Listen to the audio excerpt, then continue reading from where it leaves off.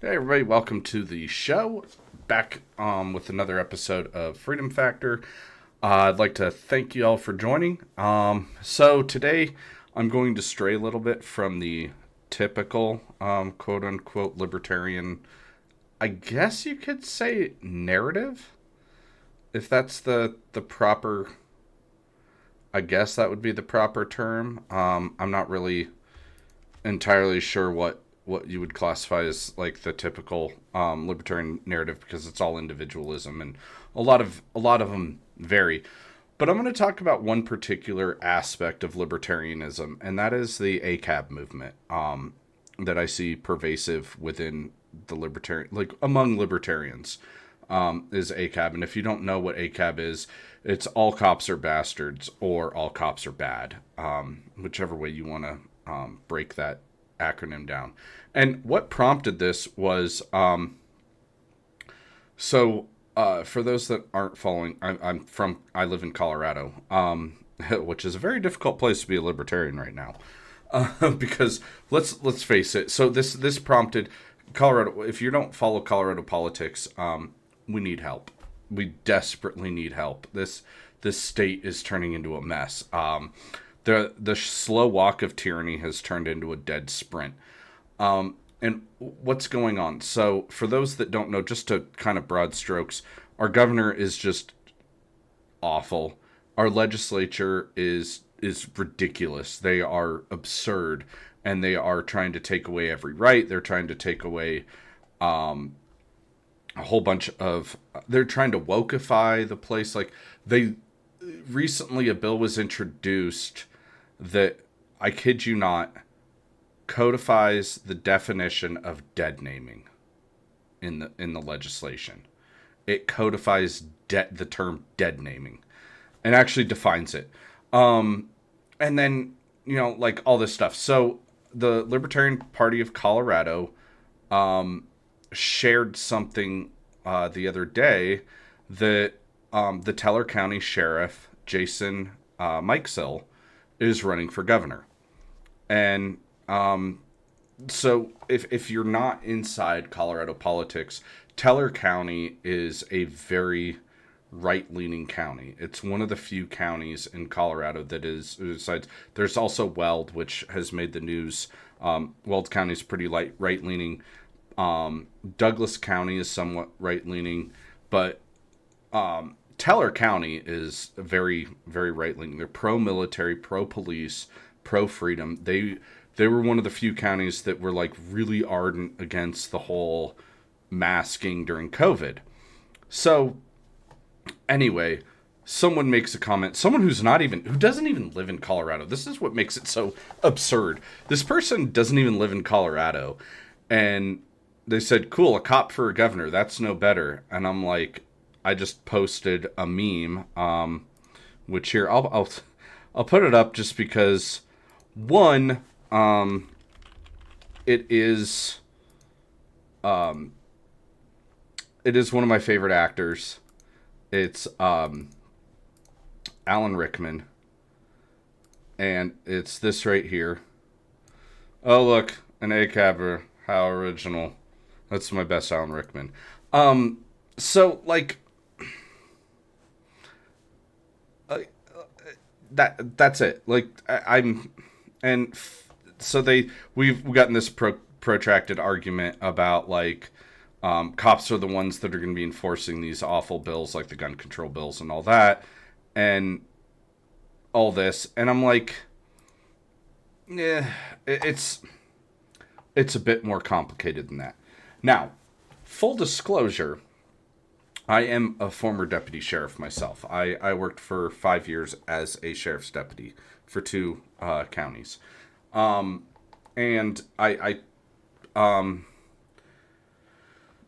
in, I believe it was 2019. Yeah, 2019, I switched counties. I went to a different county and changed jobs.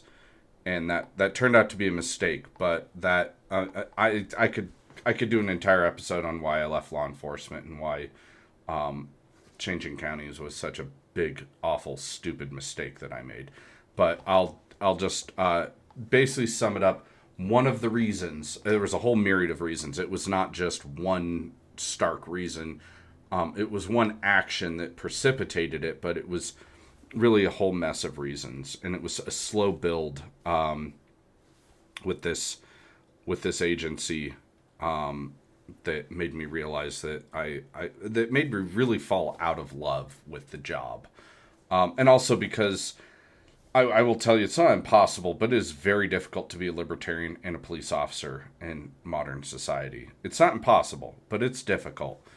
You have to be very ginger about how you approach things and discussions, and about how you deal with your supervisors and how you deal with people within the profession, basically.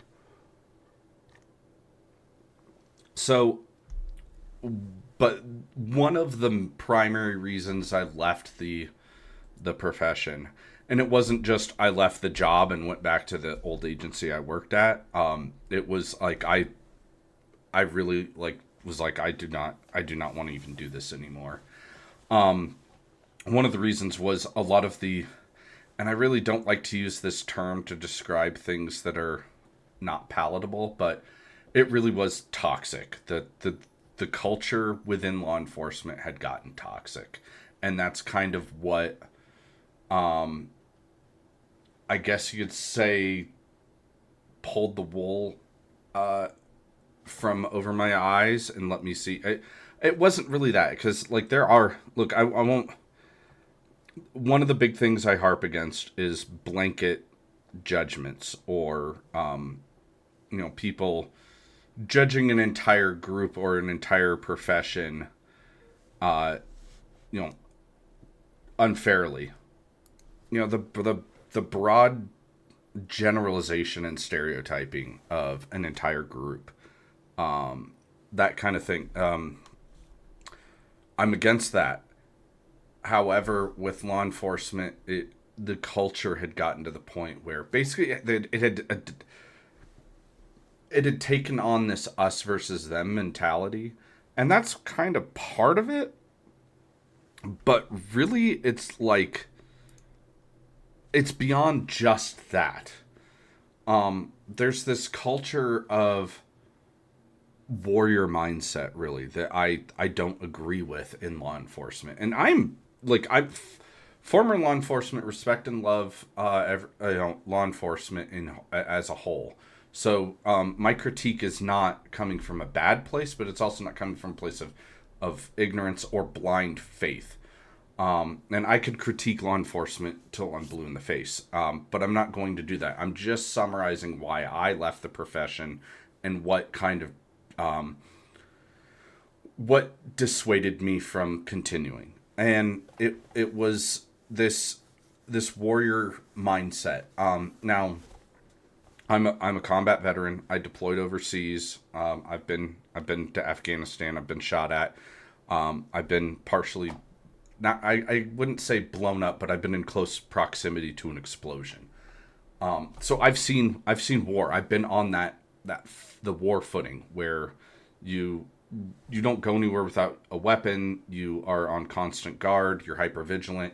You're always looking out for threats, because it could pop off at any time. Been there, done that. It took me a long time to shed that mentality when I got home. I suffer from PTSD.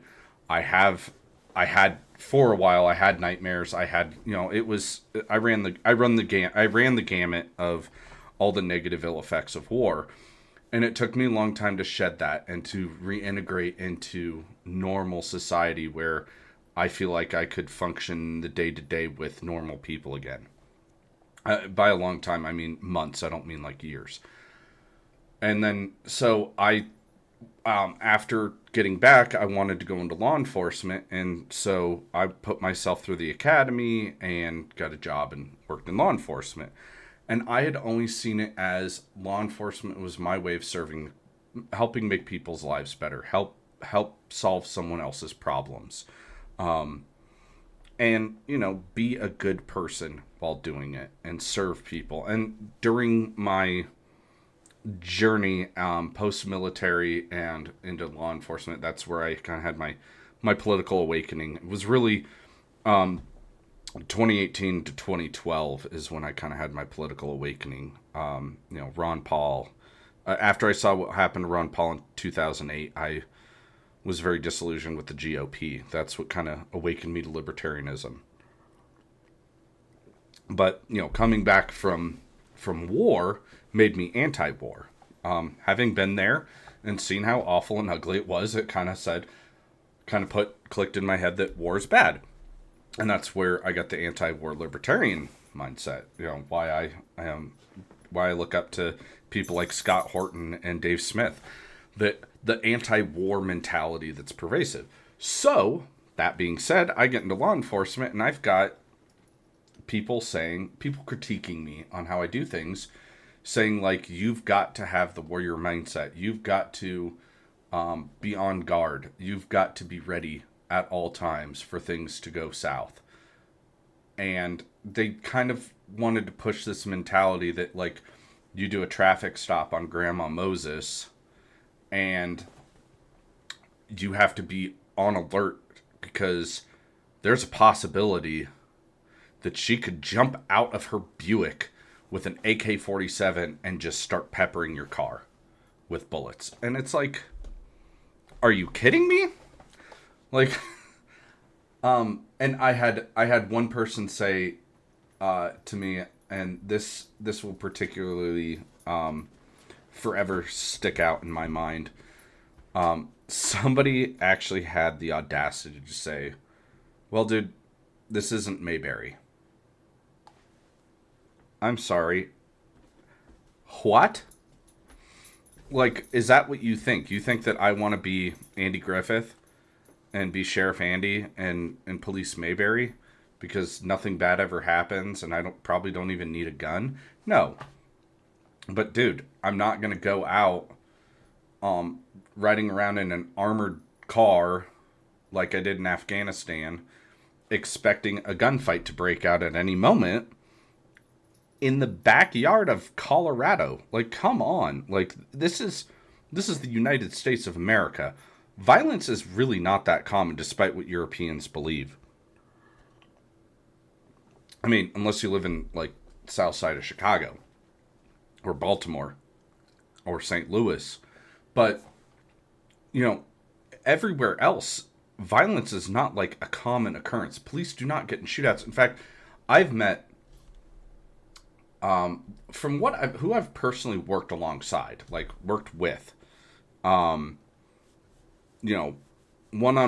had a conversation and actually worked alongside on the same day, same hours, all that. I've worked with 3 police officers who fired their weapons. 2 killed the suspect and 1 wounded their suspect. But so I have only worked with 3 officers, and I've worked with a ton of people. If I count, over 50 on various different shifts, different assignments, different things of that nature. Of the 50 or so that I know, only about 3 of them have ever fired their weapon. Drawn, yes, I've drawn my weapon a few times, but I've only known 3 to actually like shoot people. So it's not that common, and I don't want to harp on this too long, but really, to kind of summarize why one of the reasons I left was that mentality. It got toxic. The whole, you've got to have this warrior mindset and expect things to pop off at any given moment. And that's just not what I wanted to be. That's not who I wanted to be. And I could have been not that, but it would have been very difficult and very stressful because I probably would have been ostracized for not following the rest of the pack and, being kind of, and I didn't want to be an outcast, but that was not the kind of policing that I wanted to do. I got into the profession to help people, not walk the mean streets of America like some RoboCop expecting, terrorists and thugs and gangbangers to pop out of every corner shooting at me. And that was one of the many reasons I left the profession. I don't have a sour taste. I did not leave dishonorably. I did not walk away from the profession bitter or angry or. And I didn't burn any bridges either. Well, I might have burned one bridge with a commander when we got into it about red flag laws because I totally disagreed with that. That was another reason I left was I was told by my superiors that if I refused to enforce red flag laws, I'd be terminated. So there is that. And I just disagree with that. I feel that's a violation. I could do an entire episode on red flag, but I won't. So I did not leave with a bitter taste in my mouth or with any hatred or ill will or ill intent. I left amicably and peacefully and honorably. I served well. I am proud of being a police officer, a deputy sheriff. It's a big difference. If you actually look into it, it's a really big difference. But I was proud of what I did. I feel that was a good place in my life. It was an interesting experience. It was I think it's like Michael Kudlitz in Southland says it. It's front row seats to the greatest show on earth. And yeah, you do, and you see and do some pretty horrible things. Or you don't do them, but you see some pretty horrific things, and you have to interact with some pretty bad people a lot of times. However, that being said, with the whole ACAB thing, people who basically just judge every cop by the actions of a few, and I will tell you that it is a very small few. The small few that violate people's rights, that do the wrong thing, are a minuscule amount of the population. And I know this is going to be hard for a lot of people to hear, but really, no one hates bad cops more than good cops. Honestly, they give us a bad name. But to kind of delve into that, the difficulty around bad cops and why the whole issue is so bad is because this day and age, it is really, really hard.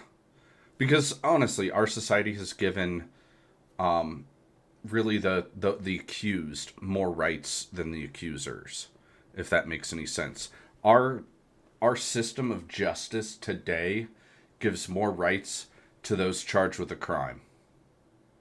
And what I mean by that is, if you were accused of doing something wrong, you have the presumption of innocence.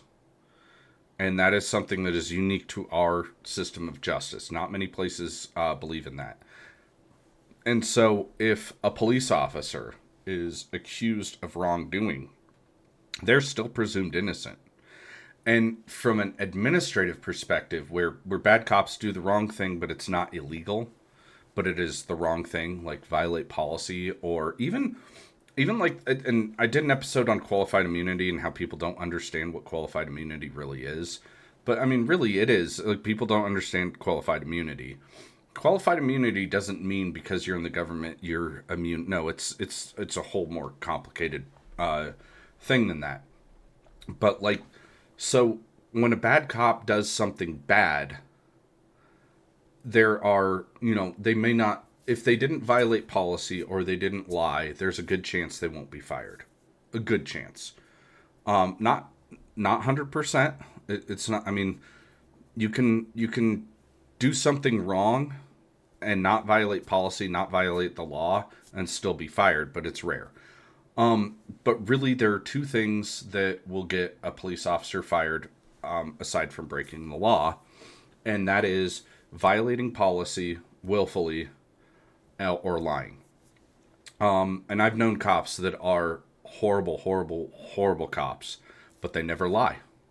They never lie, so they never got fired. And it kind of sucks because you're like, there are guardrails that make it really difficult to get rid of these cops that are just not good cops. And there are shades. Everything's on a spectrum. Nothing is black and white. There are various shades of gray. When I say bad cops, that can be a myriad. There can be like the lower end bad cops. They're just bad at their job or just bad at dealing with people. And I'd worked with more of those than any other bad, quote unquote, bad cop.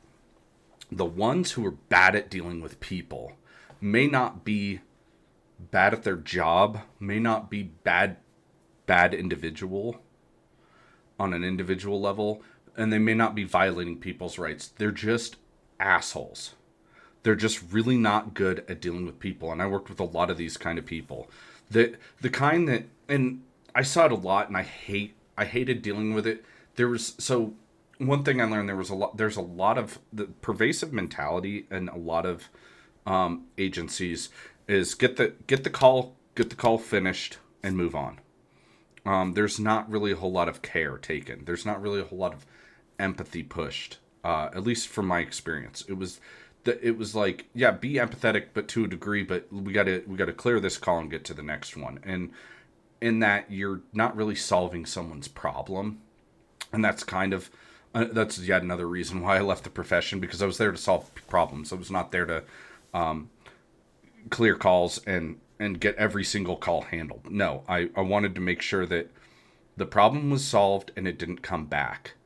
Because, it's one thing to show up to a call where two people are fighting and you basically broke up the fight, but you didn't solve anything. So they're going to fight again if you leave. And so I was there to try and prevent the fight from continuing at a later date. So with that being said, the bad cops, most bad cops are just not good at dealing with people. And so that part kind of makes them seem like they are bad at their job when they're just really bad at dealing with people. That's all. It's not like they're bad cops or they're bad people or anything like that. It's just they're bad at dealing with people, so it leads to the perception that they're bad at their job.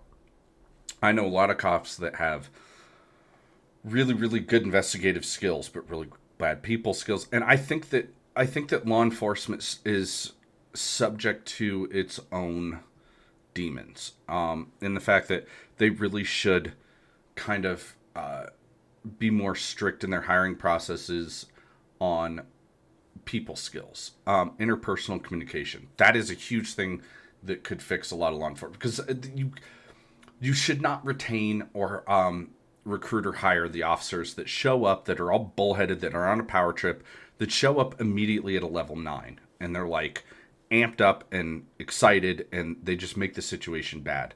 Police should be the calm, cool, collected individual. The cooler heads prevail. The cooler heads prevailing should be the police at all times. You should not. I've been called everything in the book, from homophobic slurs to, all kinds of nasty things. Jackbooted Nazi and all this other stuff. And yes, there are people who have, who fit the description. There are police officers who are kind of overbearing. I think those should be weeded out. Problem is, once a cop is hired, it's very hard to get them fired. And that's kind of the problem that people don't realize is, like, if they're just bad at dealing with people, there's nothing that they do that's really going to get them fired unless they get so many complaints and sustained and, lawsuits and all this stuff, even though lawsuits have to have merit in order to be, viable. A lot of agencies will just settle to avoid the hassle and the headache and the paying the money to fight it. So that also kind of like leads to this appearance that police get away with shit, but they don't. There's a lot of accountability that people don't see on the back end. And a lot of police officers have ruined their careers over lawsuits that a lot of people don't actually see. Like, their careers they're not going to progress. They're not going to have a good career if there's, constantly getting the agency into trouble, but the agency can't exactly fire them. The other problem with that is unions. Police unions are one of the few unions that out there that actually, in my opinion, actually really do do a really good job of looking out for the employee. I know a lot of people say like unions are looking out for people getting paid and benefits and all that. Yes, and some of those unions do a great job, but law enforcement unions are unique in the fact that they really do look out for the employees. Like, they try and keep you employed. They work with you. They offer legal services if you're accused of something, which I've been falsely accused and had to use it wasn't really a union, but kind of a pseudo union. I had to use lawyer services, basically to fight a false accusation, which I didn't really even have to fight it. They knew it was a false accusation. They just had to go through the motions, and I I just know better than any layperson that if you're called in to be questioned by the police, you have an attorney present. I mean, that's just common sense. And I say that as somebody who is looking into going into a career in as an attorney. So the union aspect protects the, I guess you could say, the lighter shade of bad cops. Now, the bad cops that actually violate people's rights and that do bad things and break the law, those are very, very, very, very, very rare. The ones who, the Rampart, if you're not familiar with that, there's a division in the LAPD years ago that was into some pretty bad corruption, bribery, stuff like that. They took money, they took bribes, they robbed people. They did some really, really, really bad stuff. So, and then there was the Gun Trace Task Force in Baltimore. Really, really good. I guess, yeah, it was a mini series with John Bernthal. I can't remember the name of it. We Own the City. Very, very good. I would highly recommend checking out We Own the City. I forget what service it was on. I guess it's on Max. But it's a cop drama. It has John Bernthal. He plays Wayne Jenkins, who is a corrupt cop that did some really, really, really bad stuff. And they were caught and they were prosecuted, and that's good. I think every cop who breaks the law should be prosecuted to the fullest extent because of the public trust factor, because they should be held to a higher standard. Now, getting into the ACAB thing, a lot of people, especially libertarians, view that it's a more complicated kind of topic than just the surface level, and I don't want this to be like a 3-hour long diatribe on that, but I will tell you this, that it is more complicated than a lot of people actually think.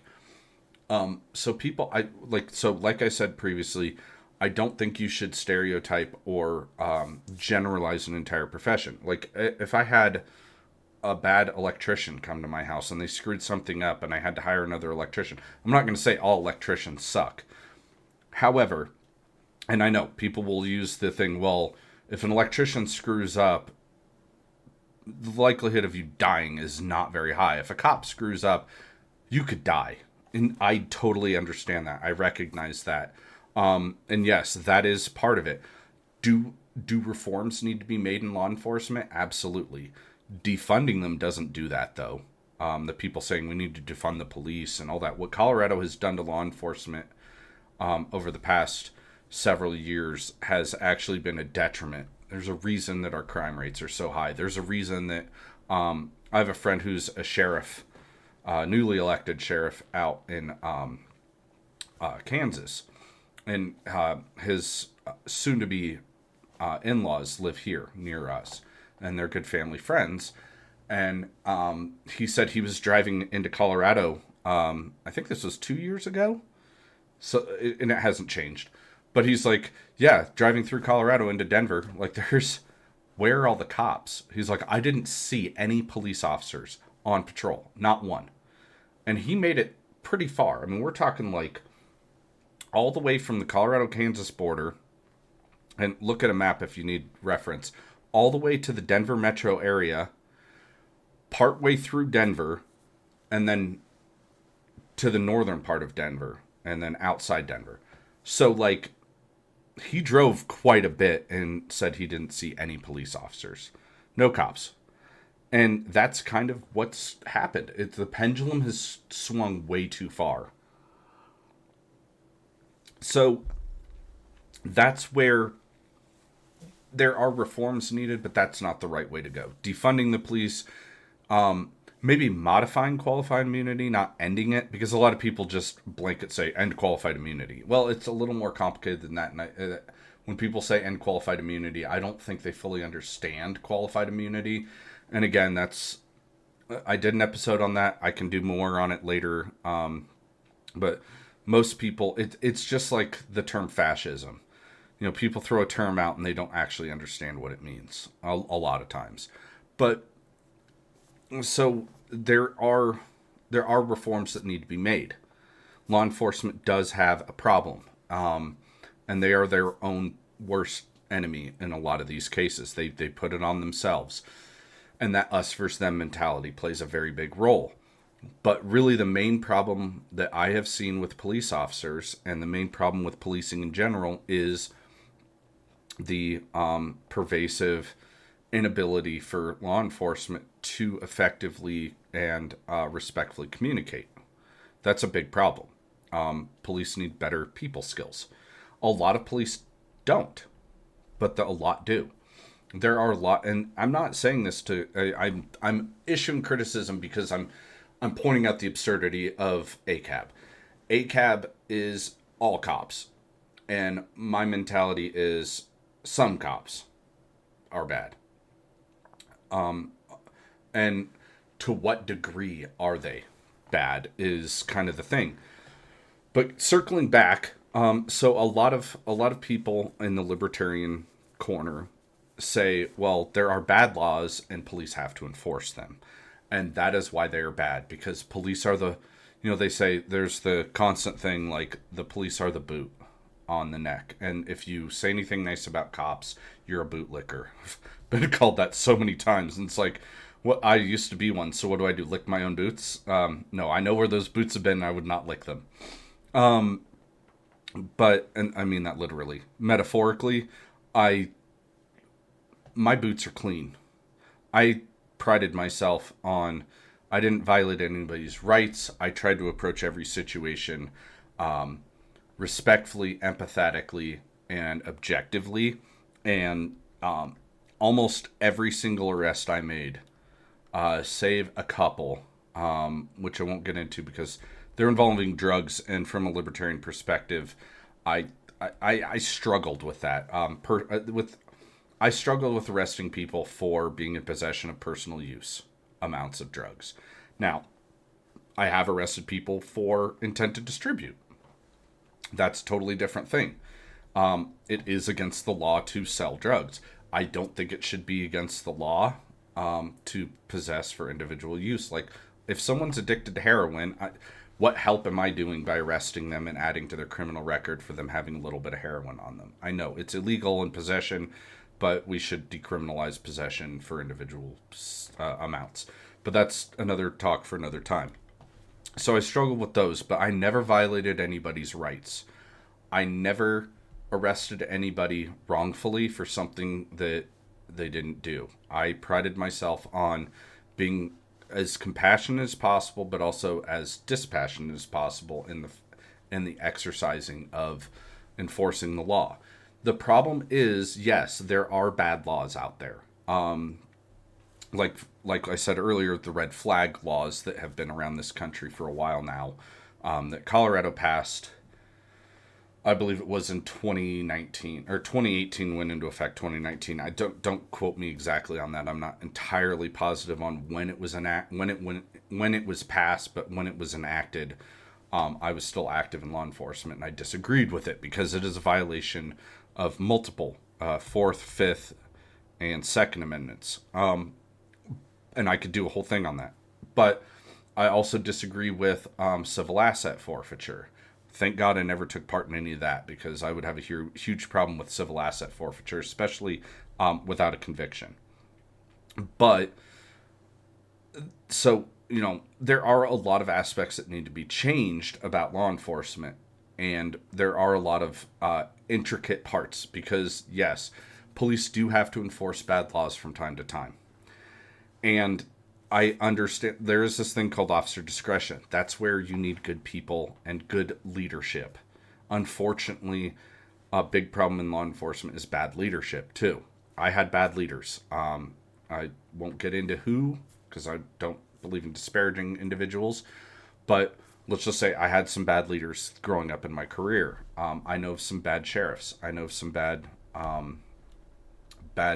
hierarchy within law enforcement that should not be in law enforcement. And I had problems with bad leadership and the fact that you aren't given a whole lot of discretion in a lot of cases. Like red flag. Some officers, they tell them, like they told me, if you do not enforce this law, you will be fired. And you have to weigh that, like, how bad is it? Now, I know a lot of people say, well, if they're being told to enforce a bad law, they should make them fire them. They should. No, that doesn't help anything. It's something that the bad laws need to be litigated. And that's where I urge people, like, if you feel you've been wronged by our system of justice, litigate it. Get it to set precedent. Get it to do that. Find those attorneys that do that. There are good attorneys out there that fight this. One of the best civil rights attorneys I've ever had the pleasure of, I guess, being acquainted with. I didn't really like meet him. Like, I knew of him, and he's worked alongside where I've worked. But David Lane here in Colorado, he's a civil rights attorney. He is a marvelous attorney, and he fights for people's rights. He's a bit of a folk hero here in Colorado. But those kind of things need to be done. Those need to be litigated so that those bad laws can be struck down. The problem is it's not so simple as police just refusing to enforce bad laws, because sometimes their hands are tied. And it's not like police go in.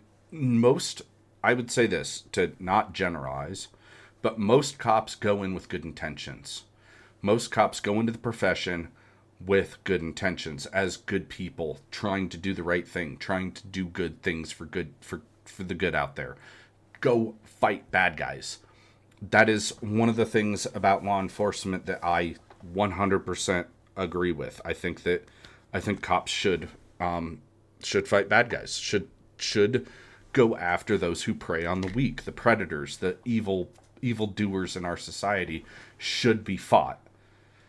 And the police should be fighting those people when people can't. When the good people of America cannot fight the bad people, that's where the police should step in and do it. And the problem with the profession is it is highly reactive. And so good cops shouldn't just quit because their hands are tied and their discretion is taken away in certain instances. Where if there's evidence of the crime, there's some laws out there that say they shall. They don't have discretion, they shall. Like domestic violence. If you have evidence that domestic violence has occurred, you shall make an arrest. That is what the law says. Is it right 100% of the time? No. Have innocent people been arrested for domestic violence? Yeah, very likely. I don't believe I have ever done that. I've never arrested somebody for domestic violence who didn't actually commit some sort of act of domestic violence on their significant other. But they have happened. It has happened. False accusations happen all the time. And sometimes people are wrongly convicted. Yes, it happens. And that's not the fault of the police. And the whole ACAB thing saying, well, they're the ones that have to enforce these laws. So it's more complicated. So it's not so cut and dry. It's not so black and white. There are shades of gray to this, as I said.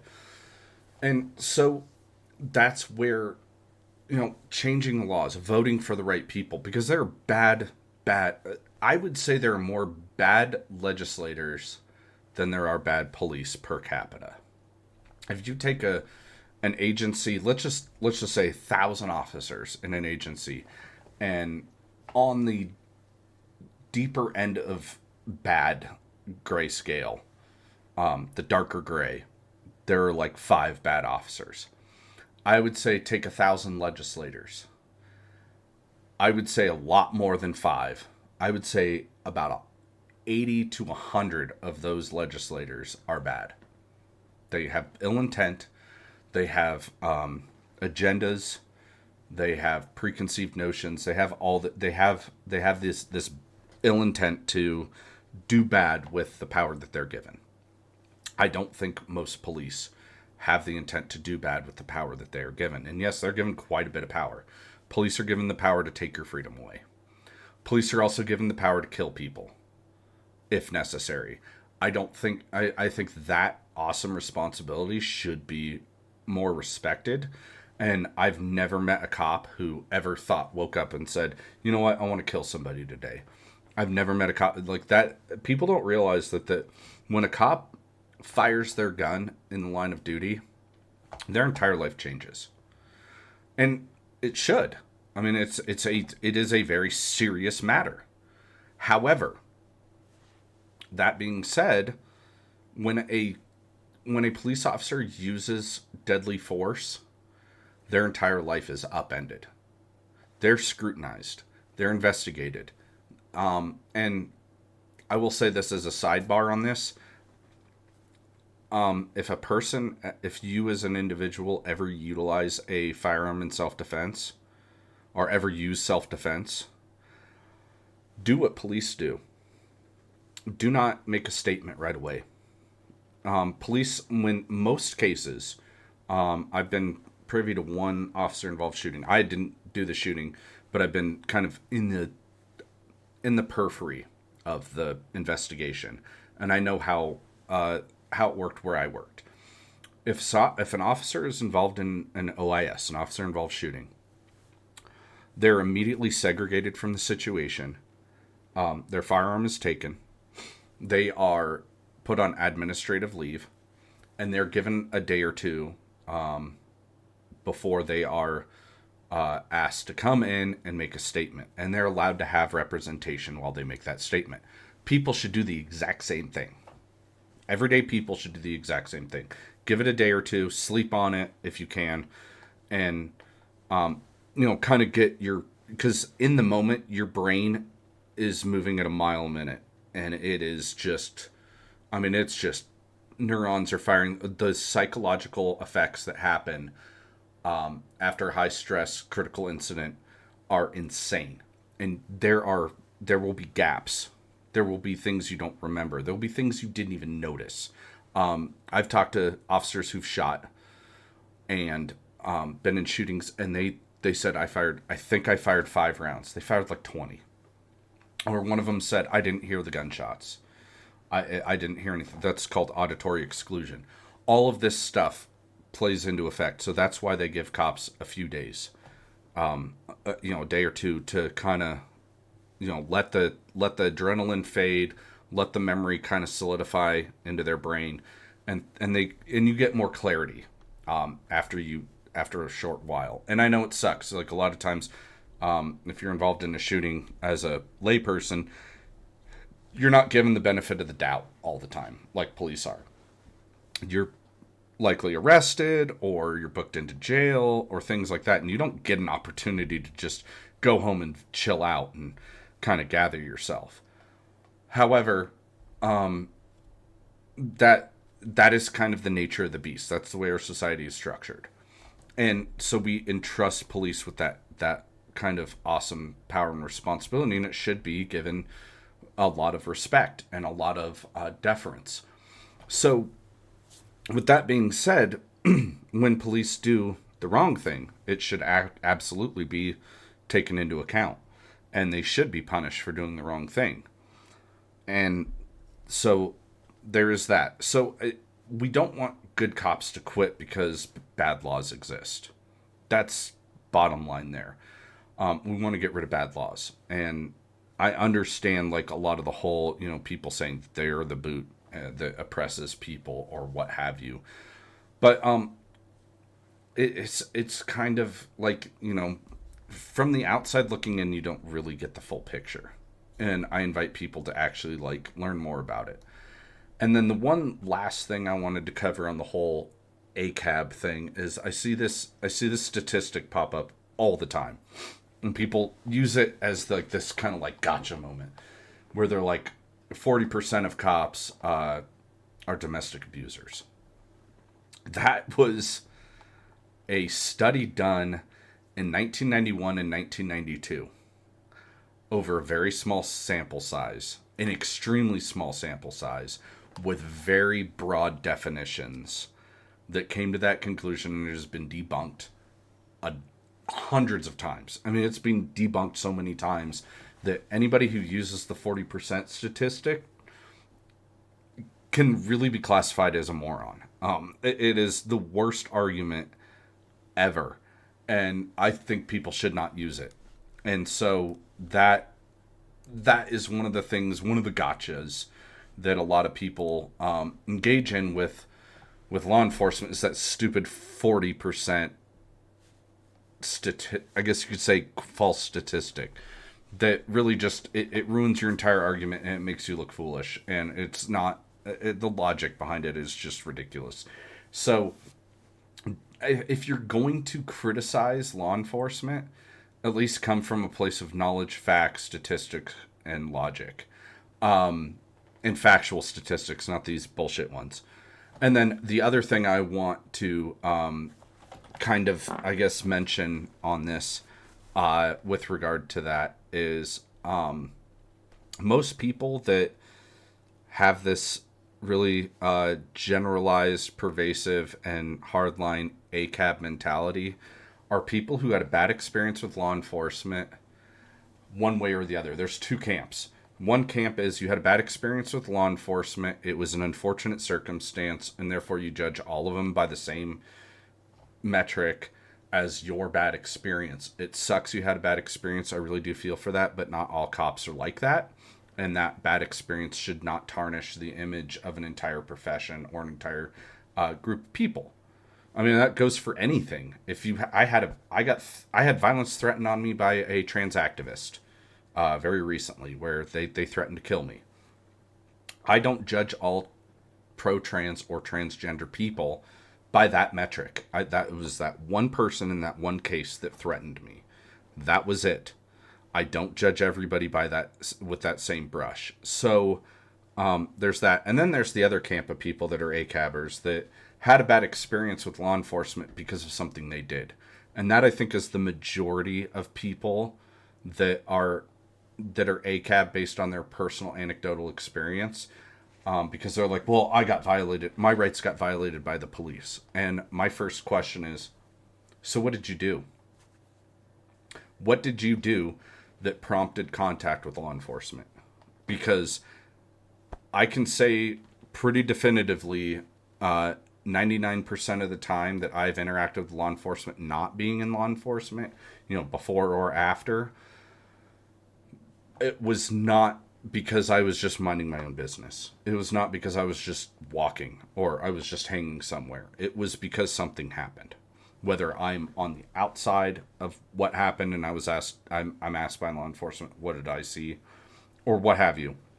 Or it was something I did. Like, I got a speeding ticket, 15 years ago.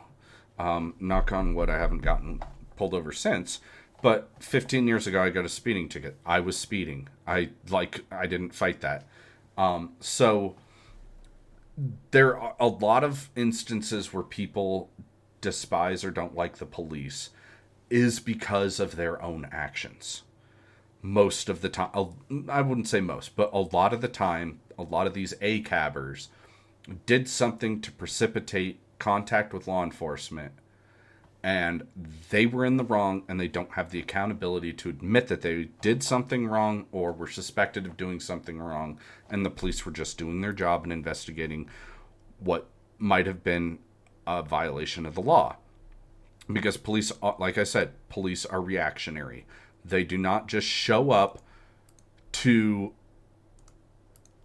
ruin someone's day just on a whim.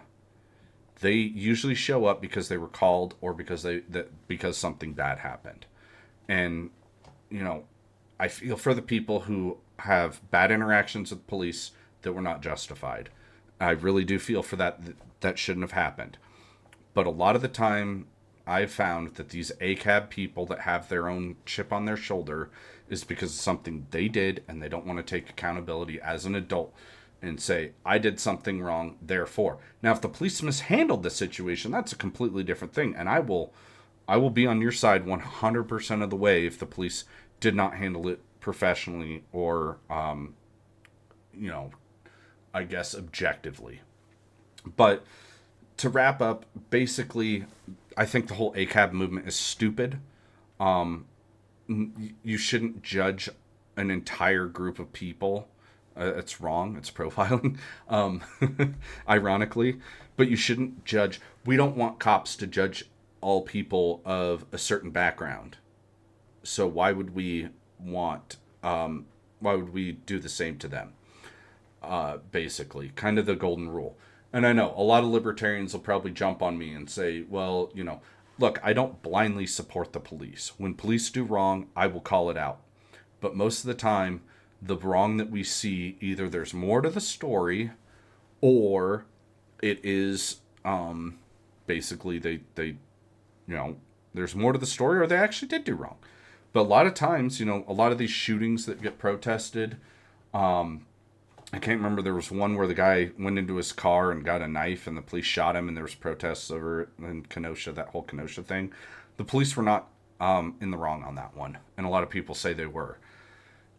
Or the girl that was about to stab another girl and she got shot by the police. Well, you're about to stab somebody. I would hope the police shoot you. Play stupid games. So, don't generalize, don't stereotype, and don't judge an entire profession based on the bad actions of a few. And it is a very small few. You can disagree with me all you want, but yeah, that's it. So anyway, that's all I got to say about ACAB. I know there's probably more I wanted to say, but I'm running out of time. So thanks for tuning in. If you like the content, subscribe. It helps me out. Costs you nothing. And if you want to have a discussion, we can have a discussion. You can share this. And yeah, just thanks for tuning in, and I will catch you all in the next one. Have a great day.